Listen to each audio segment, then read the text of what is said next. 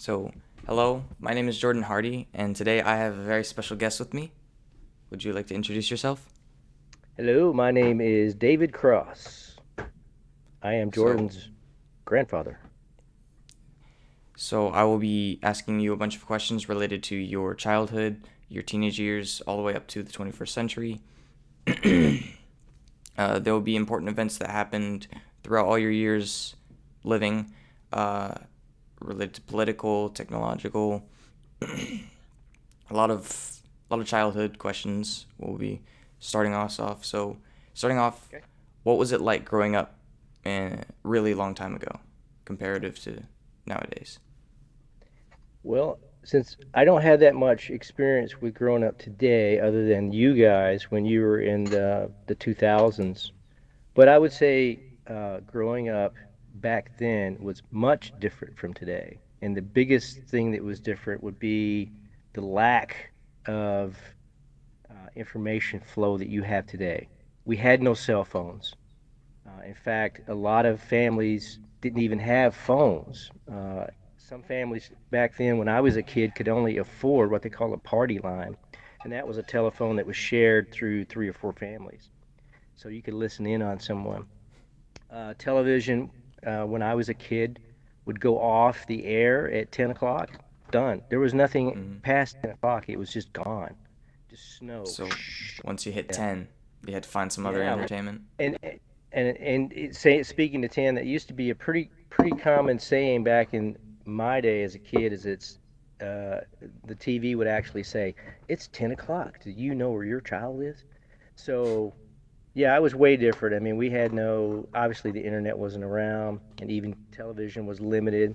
Radio in the small town that I was at was kind of limited to about two channels. So information about the world was mostly gleaned through old school methods. You go to the library and you had a library card, and you didn't computer it, but you actually used the card to find a topic and then go find the book. Hmm.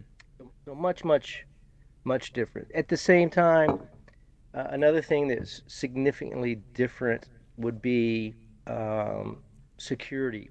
We didn't we didn't have as many fears, I think, as your generation and newer generations have.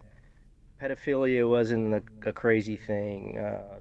Sexual stuff. It just wasn't around, and I know that because as kids, often our parents would tell us to get out of the house and don't come back until it's dark or lunch. And literally, we would do that. We would leave the house and just stay gone all day. Maybe come back for a sandwich or something. Hmm. But there was no big fear of where's my child, in the small town that I was in. And again, it was a small town that I grew up in. Like, parents were a lot less hands on when it came to raising their child. Yeah, it was more you had a frame, a structure, moral structure that you had. You don't break things, you don't burn things. I mean, those things were taught to us by our adults. And if you did something like that, there was some nice corporeal punishment, we would call it in modern times. Might get a whack on the butt, including at school. Hmm. My When I went to school, they were still paddling students, and your grandpa, that'd be me, got in trouble many times for being the class clown. So I got a lot of paddlings while I was in school. Couldn't help it. Hmm. That's what I do. Did you have a role model when you were growing up as a child? Did I have a role model? That's a good question. I'd have to say, as a young child, it was probably my father and my grandfather. Your great grandfather and your great great, which I have a picture of you. No, you didn't get to meet him. Um, they just worked all the time.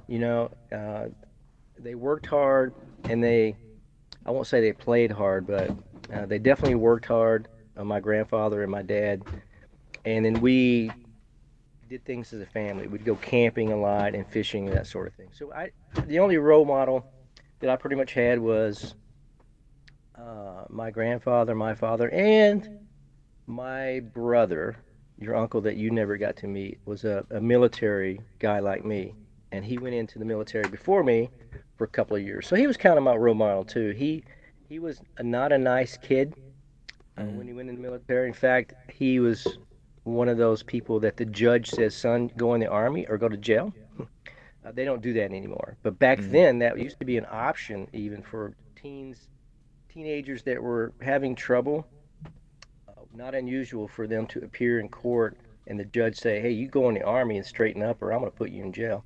And they usually would go in the army, and that's what my brother did. He went in the army and came back a new man, and so he was definitely a role model for me. What is the earliest personal event that you can recall that had historical significance? Historical significance to me personally or to the nation? To the nation.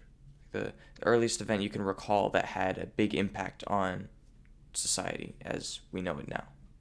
I would think the earliest thing that I can remember kind of participating was our what we call the centennial. It was 1976, um, because that would have been our 100th year. I guess that sounds right. 1776, no, 200 years. Um, that was a big deal, and that was kind of nationwide. There was more televisions around. There were big parades and that sort of thing. So um, that our country had turned 200 years old in 1976. Yeah, 1776, Oh, yeah, gotcha. so 200 years. Still So one of the youngest countries I then. guess it'd be the bicentennial, wouldn't it be? I guess that's what it's called, the bicentennial. Mm. But I just remember that being a really huge event for our country had reached the 200-year mark. Did your family ever struggle getting by, or were you better off than most? We struggle getting by. In fact, the community that I grew up in, don't check that. The community that I grew up in was small, but it was mostly agriculture, cotton and soybeans. Um, Fishing was many, many miles away. So for a source of meat, unlike today, where it seems to me people had more food than they could possibly eat, in the 70s, meat was expensive for us.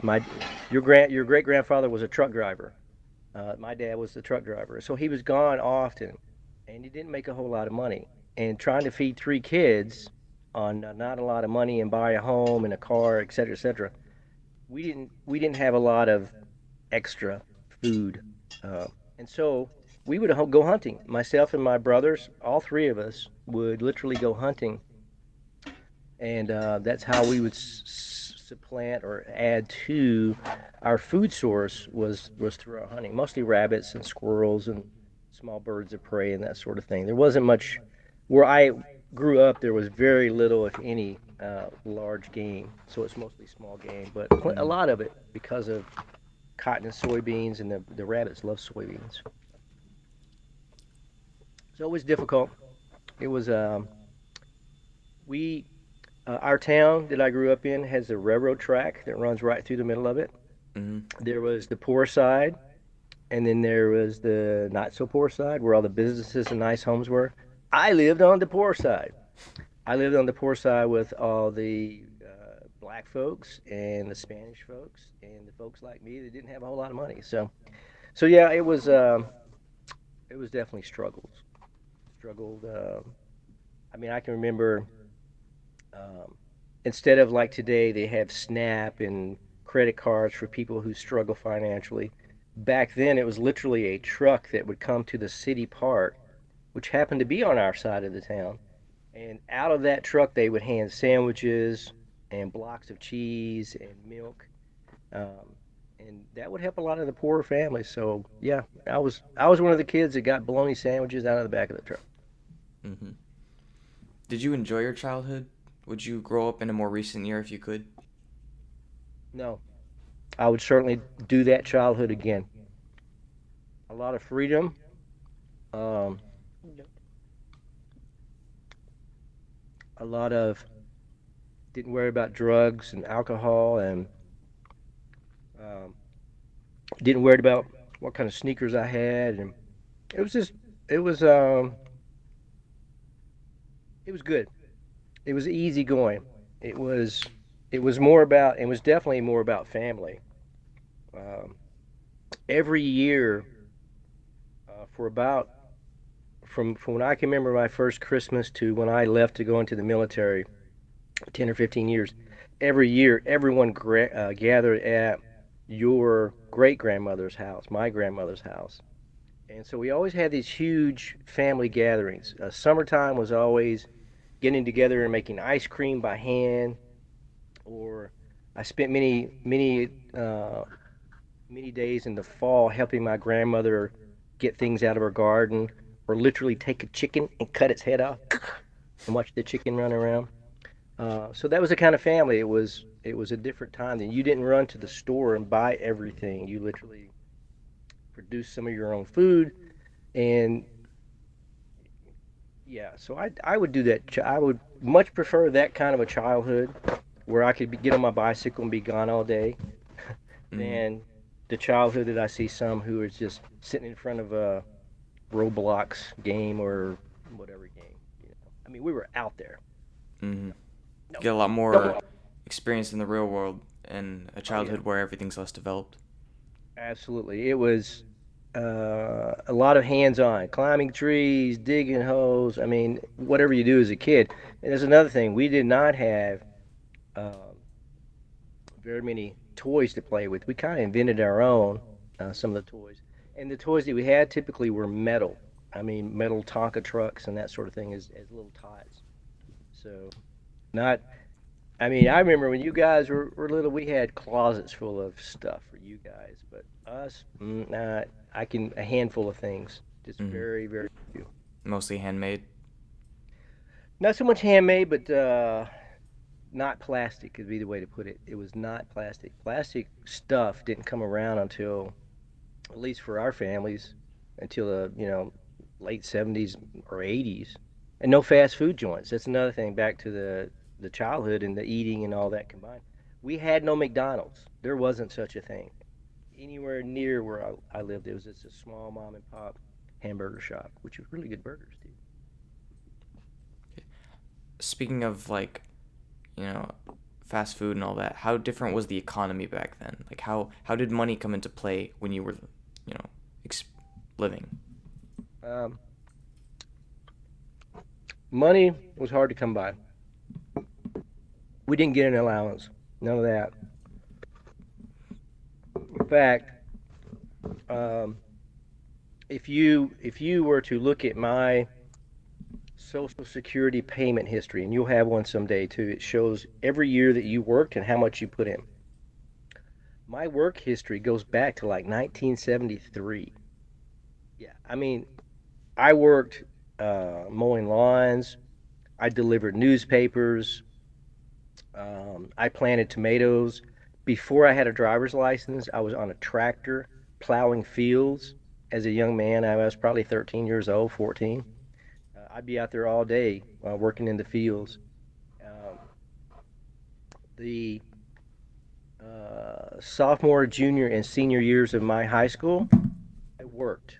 So I would go to school, go home and eat a sandwich or whatever, drive about 45 minutes to a gas station that was on the interstate, work until about 10 o'clock, sometimes 11 in the summer, come home, do my homework from about 10 or 11 until midnight, and then go to school. So I get about 6 hours of sleep on average those during that time. So that's how I made money Mm-hmm. when I was a sophomore, junior, and senior. Was I worked, and my work history goes all the way back to that. So not easy to come by, but things weren't as expensive as they are today either. As an example, this is a bad example, but I'll give it to you. People here in Oregon pay $7, $8 for a pack of cigarettes, which is crazy. Back in the day, they were 25 cents. You know, Dang. and I didn't smoke them, but I could. And that's another thing. A little small grocery store. Sometimes my auntie or my dad would send me with 50 cents to the store to get a pack of cigarettes for him, and I'd walk in and buy the cigarettes and take them back to him. Mm-hmm. But you don't do that now, of course. Yeah, you can't do that And that's anymore. because kids had access to that. I mean, literally, if us kids wanted to smoke, I suppose we could have because we could buy them over the counter. No liquor, Mm. of course, or alcohol, but the cigarette you could. Music is a lot different now. Like there's all sorts of styles and genres. And what was music like for you?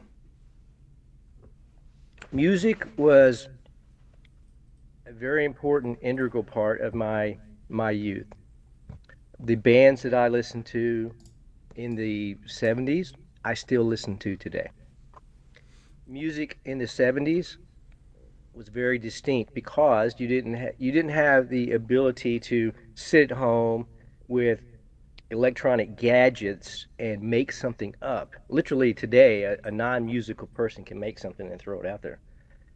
In my day, it was musicians with the instruments either on a stage or on a recording. Um, the earliest music I remember playing is what they call an 8-track cassette, about that big. Then it finally moved up into small cassettes.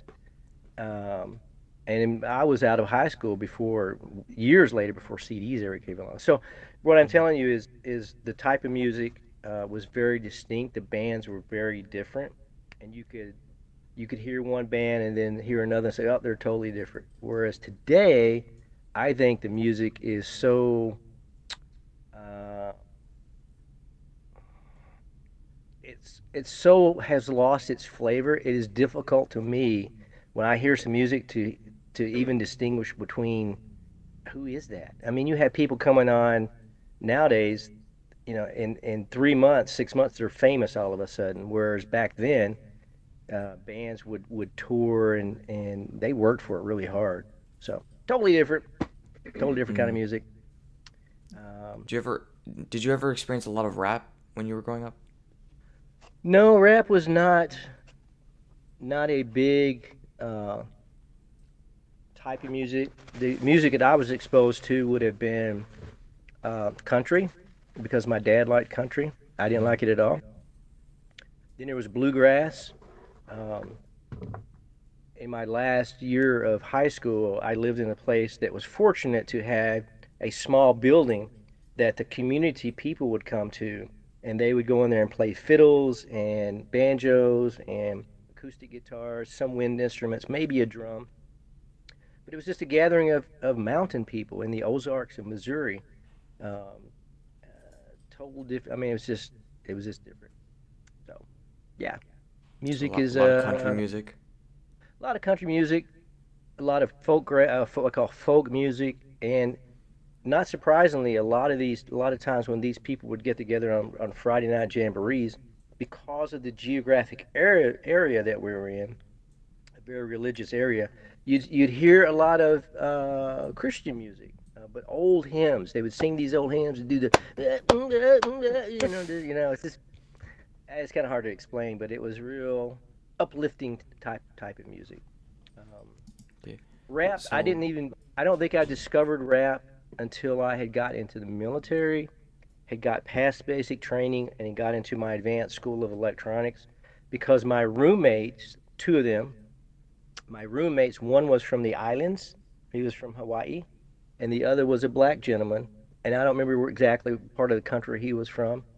So, and he didn't play much rap, and the other guy played island music, but every once in a while I'd hear a rap song, but it was very, very little.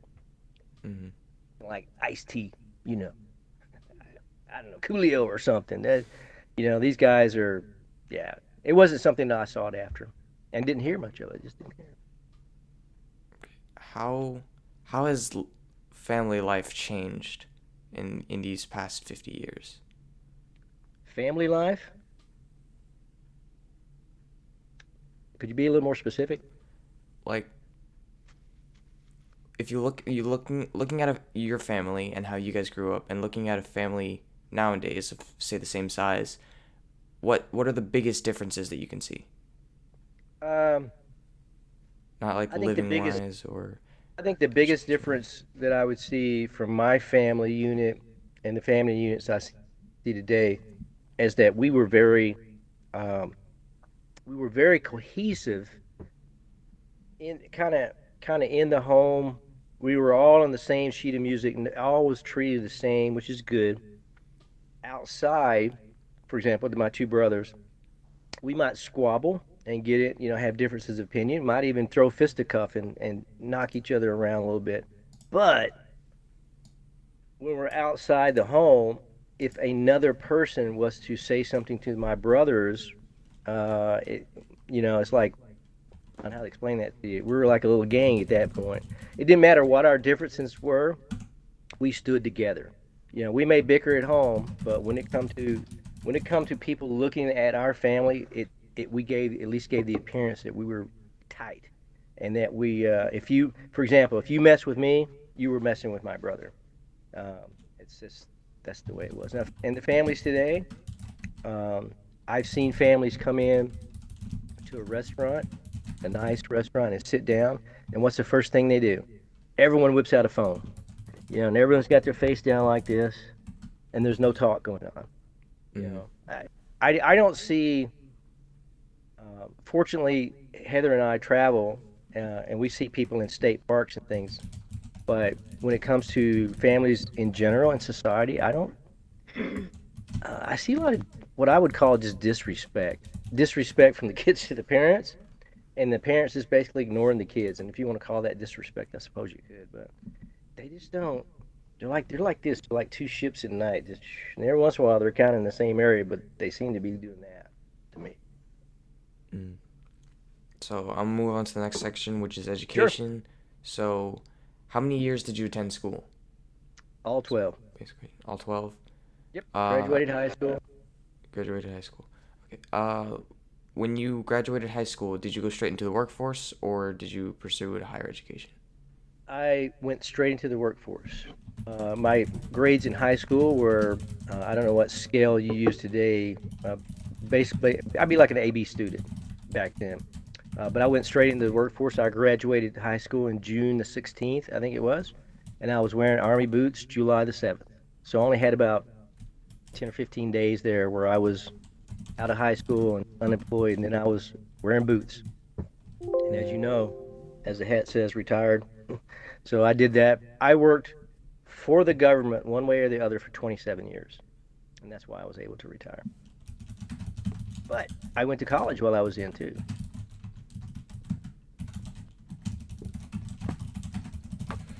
Uh, was everyone in your family able to attend school and why or why not? Was everyone able to attend? Mm-hmm. Yes. Yes.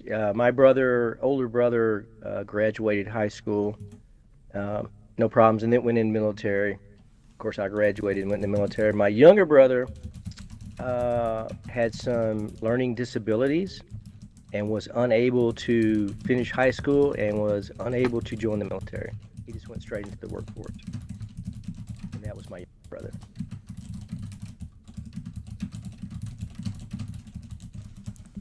What did your younger brother go into? Mm,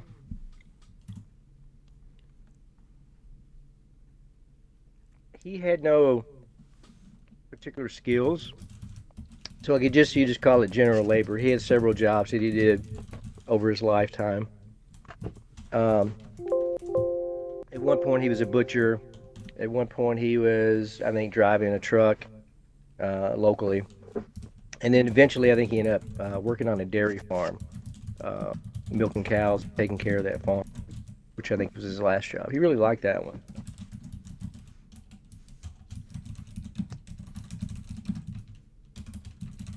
Still eating my chicken. How were schools different back then than they are today? No guards, no metal detectors, uh, no skipping school just because you wanted to. Um, the focus was on reading, writing, and arithmetic, the three R's, I guess they call it. There was also seemed to be an emphasis on little technical type things, auto mechanics, or a skill that you could use. Back then, it was go to high school, go do something, or go to high school, maybe do some technical training. I went to Tech school for about 4 years in high school to be an automotive mechanic, which I did not do, but it was available to me. Other skills was like woodworking.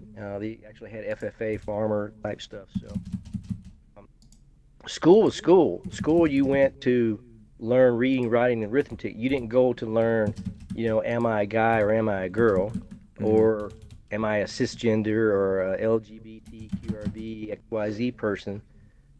We didn't have a lot of social issues that we dealt with. In my school, I think you'd asked me before one time, was about, I don't know, it was an integrated high school, black, Spanish, and we had no Asians that I remember, but we just we just didn't have any we didn't have anything going on with that. Um, wasn't a topic at the time,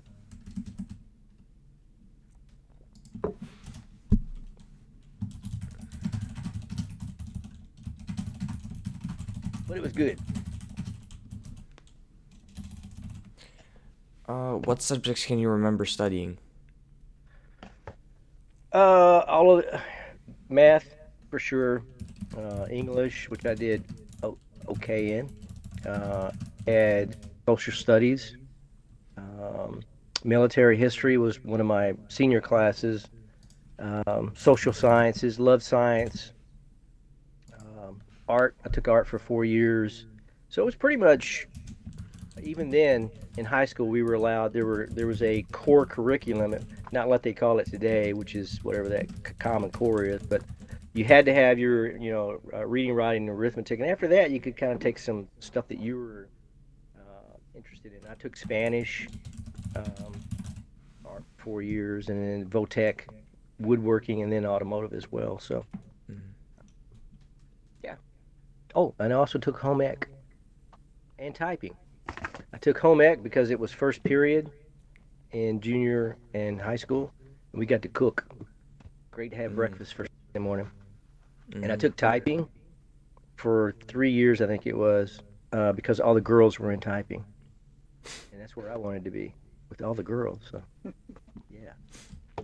What was social studies like then? Because I know a lot of history that has happened.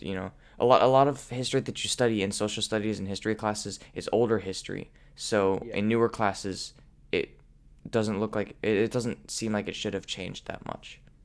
So history, unlike today, currently I see, um, as a person who's over 60 years old, I see a deconstruction of perhaps what was taught to us, if you want to call it that. In my day, we learned about Abraham. We learned about the Magna Carta. We learned about uh, the signing of the Declaration of Independence. We learned the names of the people and began to learn their history. Benjamin Franklin and all the things that he did. Um, and even some of my later classes, military history, we learn about significant battles, both North and South. We were taught, the generals of each one and their strategies and things like that. I understand. I guess now a lot of that is being done away with, or it's more focused on, the guy may have or may not have owned some slaves, and we're more concerned about that. Whereas back then, because we weren't dealing with those issues, we simply focused on the facts of the person, their history, and then what they did, either military or for society, as example. Uh, yeah, I mean, even though Martin Luther King had done, his famous speech and things like that, I don't have specific recollections of being taught one way or the other if that was good or bad. I don't remember, that kind of thing being included in there. It was strictly, here we are, at 1970 something, and looking back 100 years, here's are some historical folks, and let's look at their life. And I don't know if you guys do that anymore, but that's what we did. Mm, Straight history. It was just the facts. It wasn't.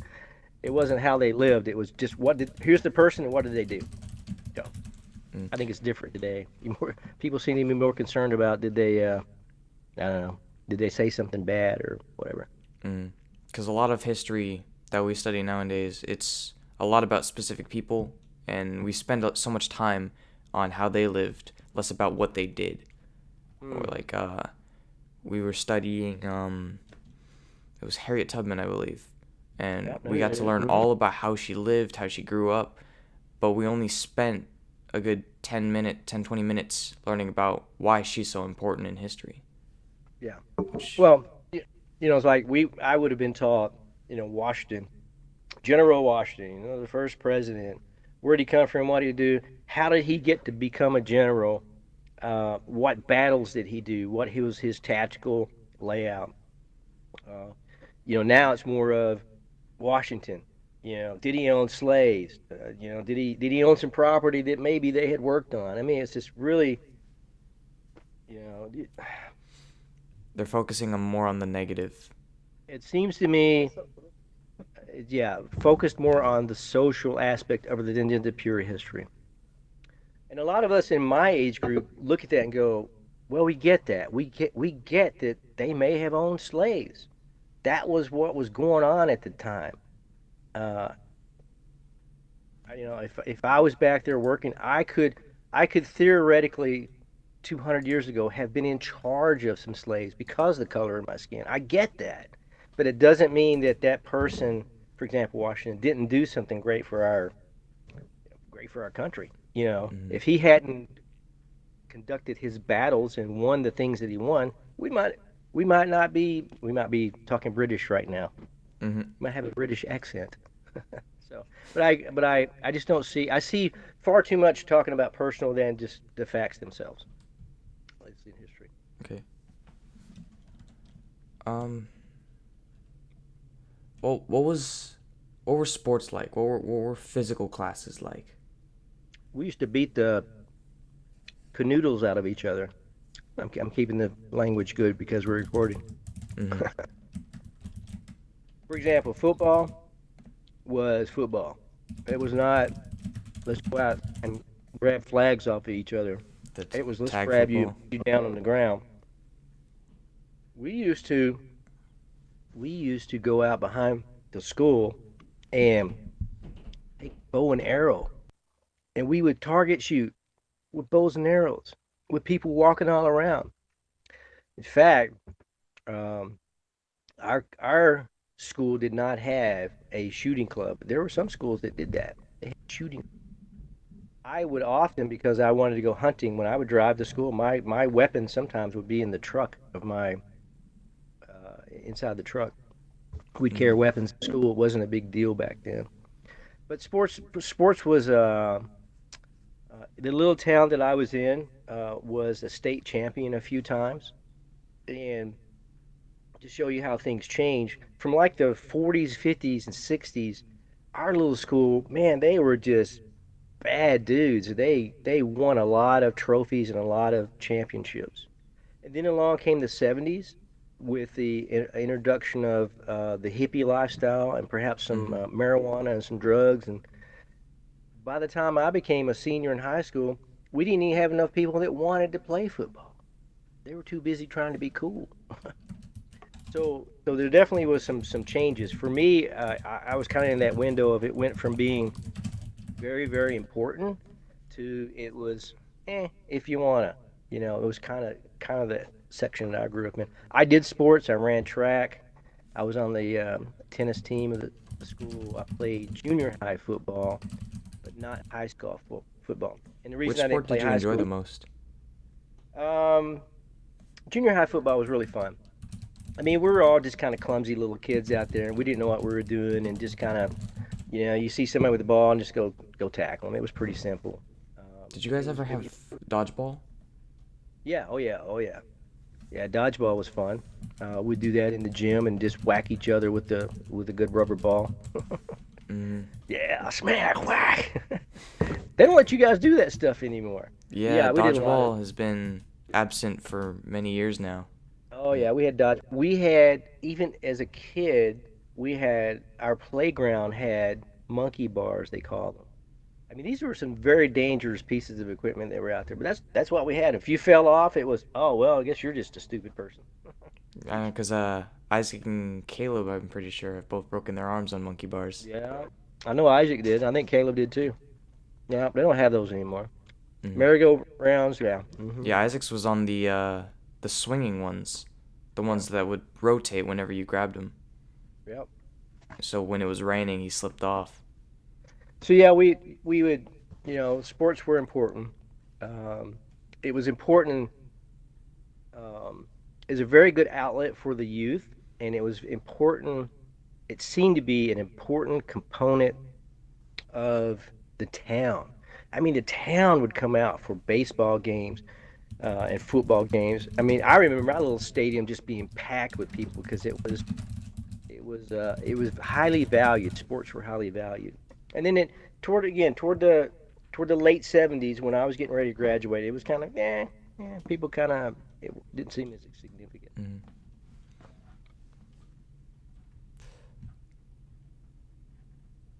Mm.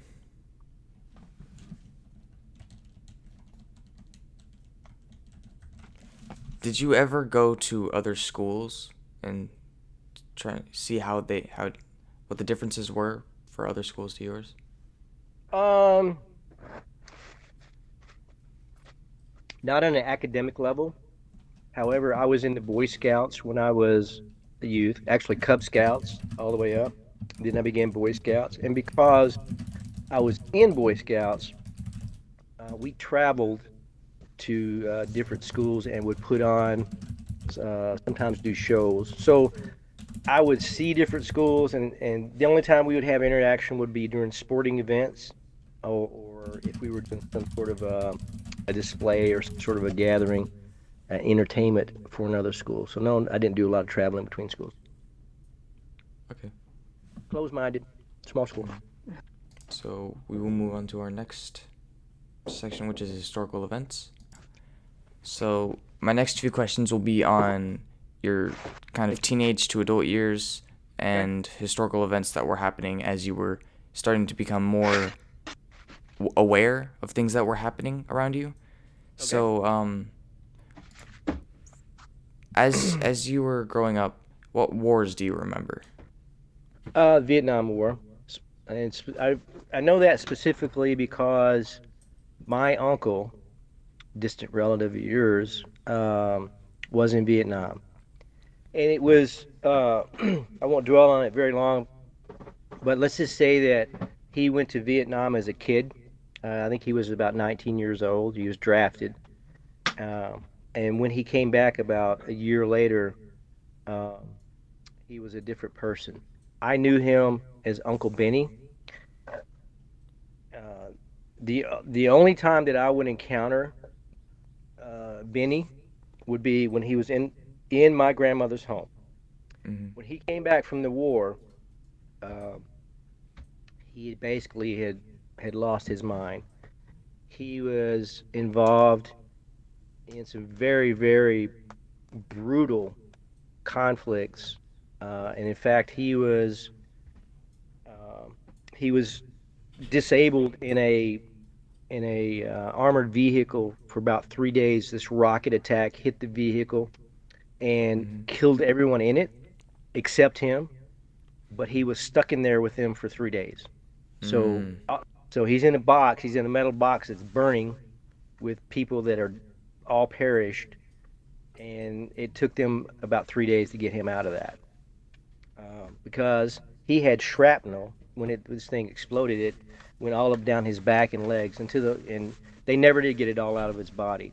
So anyway, Mm-hmm. so because I knew some of that history, and he would never leave the house, and I knew him. I knew him for many years until he passed away a few years ago. He wouldn't leave the house. The only time he'd go to the house was go to get medical treatment and come back. So the Vietnam War was uh, it touched our family, um, and I could see the results of war looking at him. Mm-hmm. Um, yeah, and that's the biggest one that I remember. Of course, Desert Storm, Desert Shield. I was involved in that, saw all of that, those things going on. Um, that's the big ones Mm-hmm. because it So was a lot of there's time that I been a was lot in was of during what I call the Cold War, so there wasn't a lot of active wars going on even then. yeah. So there's been a lot of great historical events throughout American history. I'll list a couple of them and get your opinion or reaction on them. I know Oh yeah. some of them are older, like the Great Depression. You weren't alive during that time. 'Cause but No, like I just want to. but I still have some reference to that because I have stories that my grandmother would tell me about the Great Depression. Mm-hmm. In fact, my grandmother told me that what they used to do in the Great Depression, they didn't have money. They would barter chickens. They would take a chicken and get whatever, some clothing or perhaps get, maybe a slice of pig or something like that. Or two chickens and a pig could get you a pair of shoes. So so even though yeah I wasn't there, I still have stories that I can remember that my grandparents told me that when they went through the Great Depression. Mm-hmm. And as a result of that, and we'll move on, but I during the Great Depression, your great grandfather, my grandfather, never threw any piece of metal away ever. And so as a kid, I remember going to his home and he had this shed like out behind the house. And when you open the door, there were piles of metal everywhere, and it was a result of you couldn't get metal during the Great Depression. Everything was very controlled. Money, sugar, coffee, metal, aluminum, all that went to the war effort. And so when they did get something, they would hang on to it. So you had all these artifacts and that my grandfather had for because it was the Great Depression, and you knew you'd need that bolt or that little piece of metal someday, so you stuck it away. Mm-hmm. But anyway, your next question. Do you have any stories on either of the world wars? Um, Because they happened pretty shortly together. One was in the 17s, one was in the 40s. So, do you know anyone who experienced those? um, I have a neighbor who's 95, 94, who experienced World War II and has shared with me some of his experiences. So I have live person to person secondhand stories of someone that was there. But no, Mm. myself, I didn't spend a ton of time studying it, and I don't know that much about What kind of stories did they share with you? it. My friend, who's still alive from World War II, he lives across the street from us, uh, tells me that when World War II began, he wanted to go, and he was only 16 years old. And his mother says, "No, you need to wait at least one more year." So she made him wait till he was 17, and I think that's when he went. And then he basically became um, a guy that was in a ship working on the boilers and doing that sort of thing. But he has some stories of basically the ship is leaving and it's over there and he's on the shore over here, and they're told to be there and he couldn't make it, so the word got sent back to him as well. We'll see you when you get home. Find your Mm-hmm. way home. So there goes all his buddies in the ship leaving, and he eventually found his way home. But so he has some those kind of stories, and we really didn't sit down and talk about him being on a beach or carrying a weapon and that sort of thing because he spent, I think, most of his time on the ships. What were your experiences with the Cold War?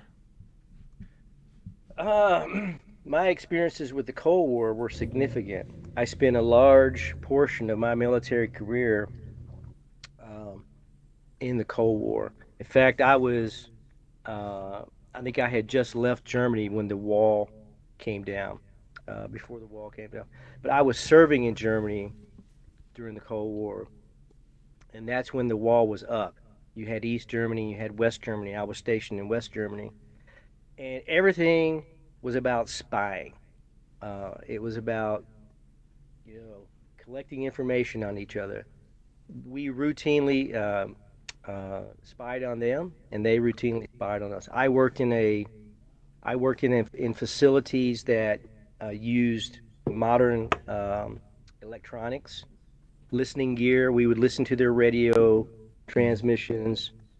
We would pick up their signals and put them through computers at the time, even though they were kind of ancient, to decode everything. And everything that we did was coded. In fact, when I um, graduated my technical training, I always had a top secret clearance. So every job that I had in the Army was top secret. And the object was to keep the enemy from knowing what we was doing. So, uh, yeah, in the 80s. I was actually in a unit that was what they call an anti-terrorist unit, and that was our job was to track terrorists, hunt them down, and do what we had to do. And my job was to make sure all the communications gear was available for them to do that. So I spent a lot of time in the Cold War. In fact, I got a Mm-hmm. certificate somewhere on the wall. Army, you're a Cold War guy. So, and what we did, obviously, we weren't fighting, so we just trained a lot. We trained a lot. Go to the field, train, come back. Go to the field, train. There was a lot of that going on.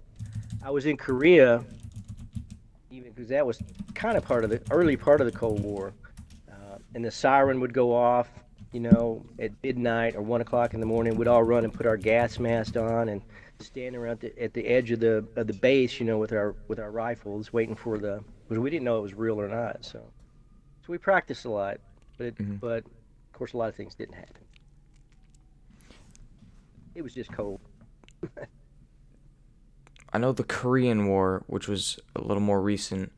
Did you experience much of that? Because I know our grandma, your first wife, Yep. was Korean, or she's Korean. Right. So you probably had a little more run-in with Koreans than I The probably have. only the only experience I had with the Korean War was literally being in Korea and seeing uh, in the 70s because the Korean War I think was 53 to 58. Sounds right, or 55 around there.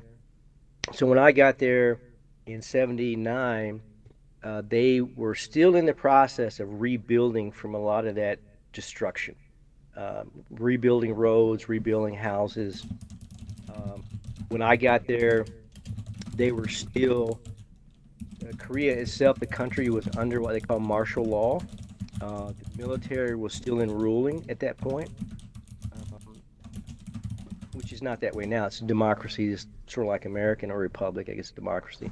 Mm-hmm. Um, but when I was there, it was military martial law, and so we had to be off the streets at midnight, and when the sirens would go off at midnight, and you were on the street, you faced two possibilities. One being shot by the Korean military because they patrolled the city, everything was shut down.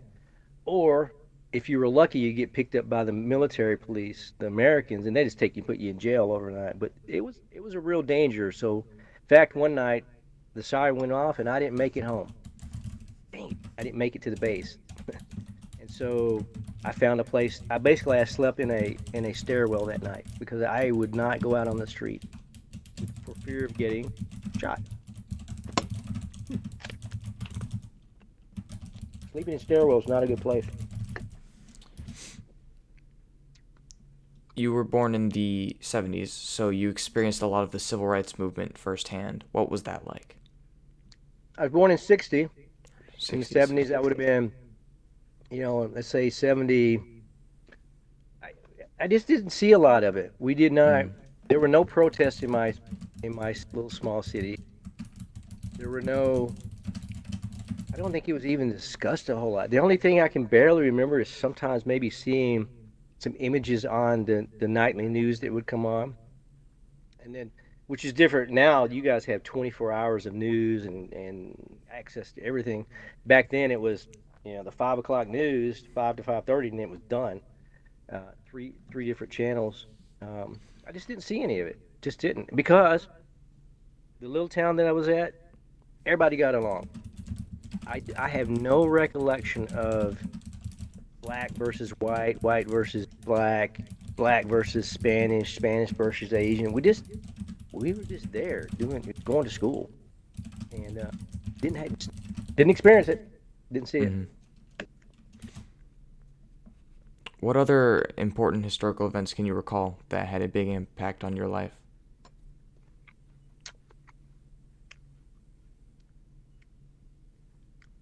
Not a whole lot when it comes to. We're more all the time like civil rights type issues or Anything that really, really, something that, like, if you bring it up, a lot of people will either have heard of it or have discussions on it.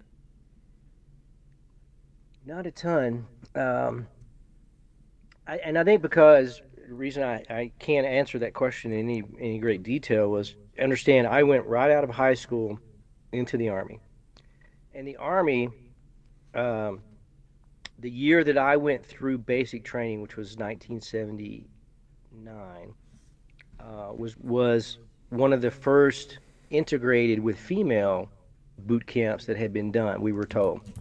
So that was significant that we were trained, guys and gals were both trained together. Black white wasn't even talked about or discussed, but it was definitely it seemed to be a big issue of allowing females to be trained with the males at that Mm. time. We did not have barracks together. We did not sleep in the same buildings. We came together in the mornings and did our training all day, and then went our separate ways in the afternoon. But that was significant. That was a big deal. How was your life changed by the war you were involved in?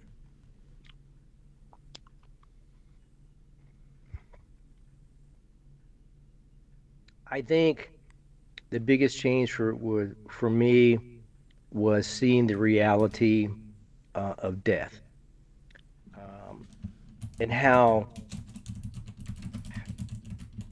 significant event would happen in my life, but the world just kept on moving. For example, I'm in a building and I'm in uniform and I'm talking to my friend Joe.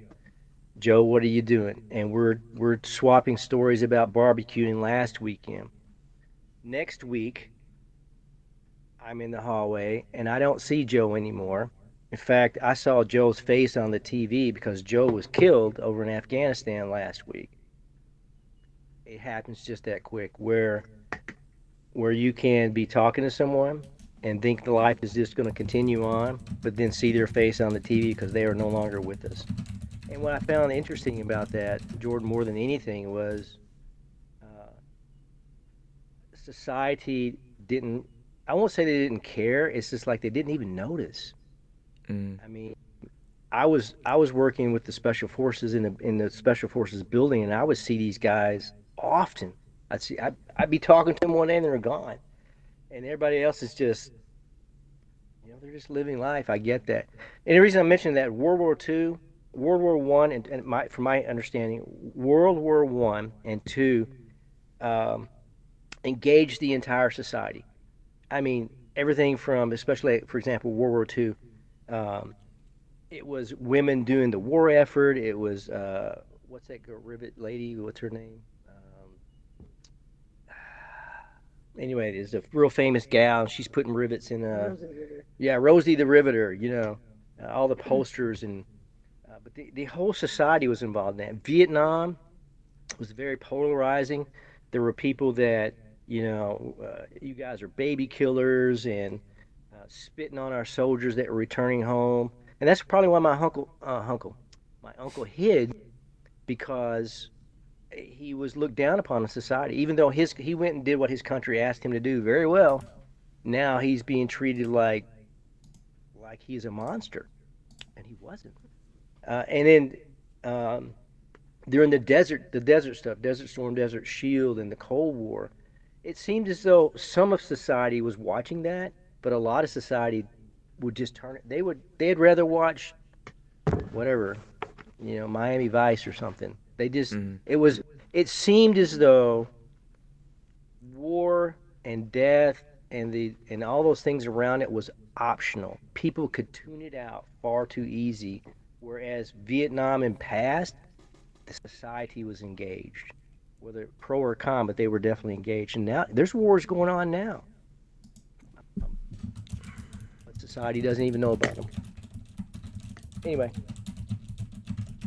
so I suppose it affected me a little bit of anger there when I see, you know, as I go to the VA hospitals, I go to VA hospitals and see this kid who's 18 years old, 20 years old, with an arm blown off or missing both legs. I my heart goes out to those young men, and more so because society as a whole has no clue what they did.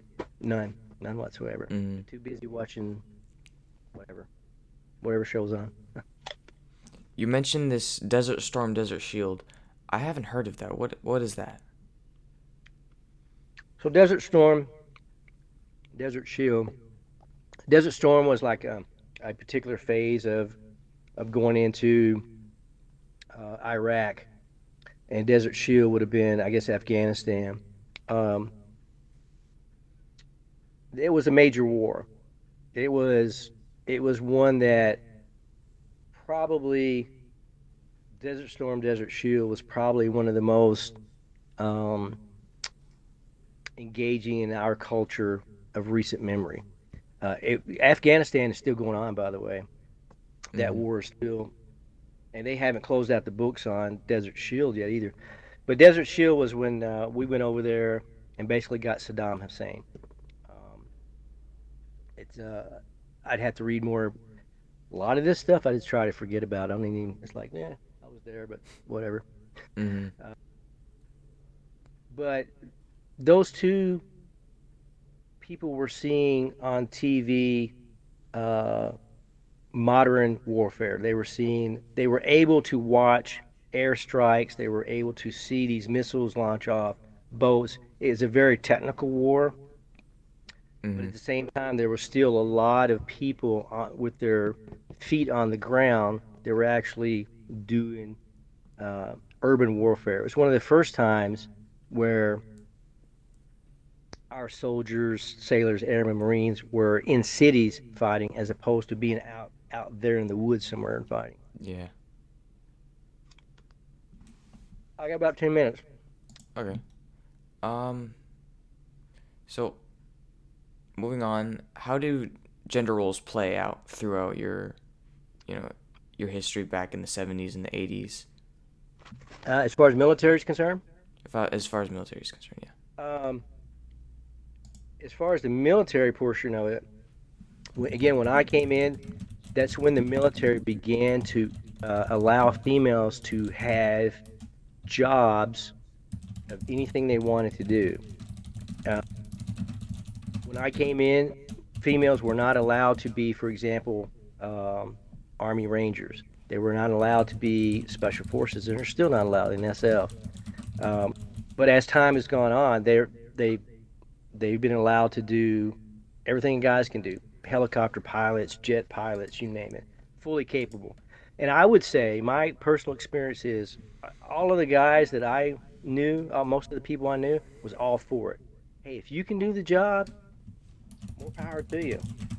At the same time, there were still concerns of I really didn't want a female that I would have to watch after. Because think about it, it's and there was a reason a lot of us thought this way. If I'm with 10 guys and one gal, and if one of my guys gets caught, okay, I can see them beating him up and slapping him around and I don't know, maybe putting some bamboo under his fingernails. Okay, that's like the movies, torturing the guy. But what am I thinking about a female? I'm thinking she's going to get raped. And there's something about males in society we want to protect our females.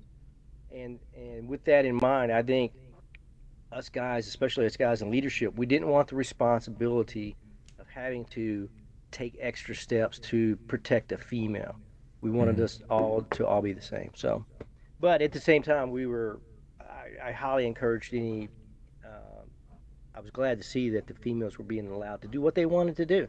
They think they can do it as long as the army didn't lower the standards. That was the only beef that some of us had was don't lower the standards to allow the female to do it. If she can do it to the guy level, more power to her. And that's Mm-hmm. what happened. If you have the qualifications, f- we don't care what gender you are, Hey, anything. here's the deal. If I'm in a building that's burning and you're a firefighter coming in, I want you to be able to carry me out. Not because you're male or female, but just simply because you're a person that can carry me out. But if you've been allowed to be a firefighter female and you don't have to carry the weight that's normally carried, whatever that number is, I I feel like I'm in danger in that place now. I want a Mm-hmm. guy coming in to get me because he can carry me out. Other than that, as long as the female can do it physically, more power to her. So living in the 21st century, a lot of people are a lot more sensitive now. So like, Oh yeah. what kind of things could you do or say back then that like if you were to do or say them now, people would just have a nasty reaction to? I'm glad you asked that question. I've been thinking about this one for a while. First of all, yeah, like Heather said, you can make a joke. But I want to tell you, I graduated high school, went in the army, and then I went to college twice. The first time I went to college, was on a up in Washington State, and I was in a sociology class, and there's 15 people sitting around this table, and my teacher was from the country of India, and he had a little bit of an accent, and so he goes around the table, he says, "Hey, you, Spick, what do you think about that? Hey, nigger, what do you think about that? What? Hey, cracker honky boy, what do you think about that?" Mm-hmm. And everybody's kind of with their eyes doing that. Did he just say all those? And that was the discussion of the day. It was, hey, let's talk about racial slurs. Let's talk about those today. We were able to do that. We were actually able to use the N word or the S word or the cracker word, whatever word. It was, you had the ability to discuss things and you could agree or disagree and all those things that went with that. But it was not like today when nowadays a professor says something and da da da and and use the N word, reading it out of an old book, da da da N word. They want to fire the guy. I'm like, really? You can't even you have to Mm-hmm. mumble, you have to go the N word. No. I just totally disagree with that. I think common sense has been washed away with political correctness.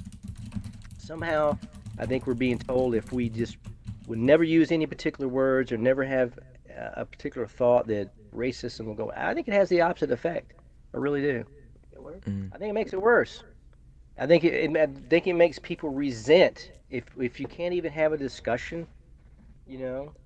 And then there's some people who say, well, you can't say the N word, but you can still. I can't say it, but you can say it. Really? I mean, It's just a anyway. word. Yeah, it's people are far too sensitive. At least when I went to college, the idea was we want you to think differently. And yes, we're going to say some things that might tick you off or piss you off, but that's the point. We Mm-hmm. want you to have an emotion. We want you to talk about that. And nowadays they can't even do that. I So think I the don't know what thing that people I don't know what they're confuse, teaching anymore. I yeah, don't have a clue what they're teaching. I think the thing that people don't understand is the situation where they're using the word in. Like if you use Yeah. the N word as a slur, if you're directing it towards someone and you're meaning to it to be an insult, that is when it's like it's not okay, you know? Like Yeah. you're using that word on purpose as an insult. But when you're just saying it in a normal sentence, it Let shouldn't me give you have an any. example. I've been in the kitchen of your great grandmother in the South with brown beans and some black people, her friends come in and they would use that term, both people would use it, nigger this, nigger that. And it was being used as almost a term of endearment. It's like it's kind of hard for me to describe to you how that works. The word was not said as a slur. It was said as a as a poke or a joke if you want to, but it did not have the significance that it has today. Um, Mm-hmm. and more so and I'm telling you, with my black friends that I grew up with, they used it against each other and with each other all the time. For example, when I was doing something stupid, my black friends said, "Yo, nigga, what you doing, man?" Mm-hmm. That's and I didn't take offense to that. And It was just what? another way to Why? call someone. Just another way to call me out of being stupid because it was a term that was just floated around a lot. But again, us kids then we weren't seeing, Martin Luther King and now did I see racial slurs? Oh yeah. Yeah, I grew up around some people who used that word, the N word, and they meant it and they because they did not like black people. Mm-hmm. Period. Oh yeah. Witnessed that, saw it, know who they are. But at the same time, there was a group of people, including blacks, who we kind of threw that term around because it was like saying honky, it was like saying cracker. It didn't mean a whole lot to us. It just was. If that makes sense. Mm-hmm. It was just a word then. I mean, every once in a while, even as a kid, You could tell when someone was using the word as a slur to someone. It was obvious. It wasn't hidden. No.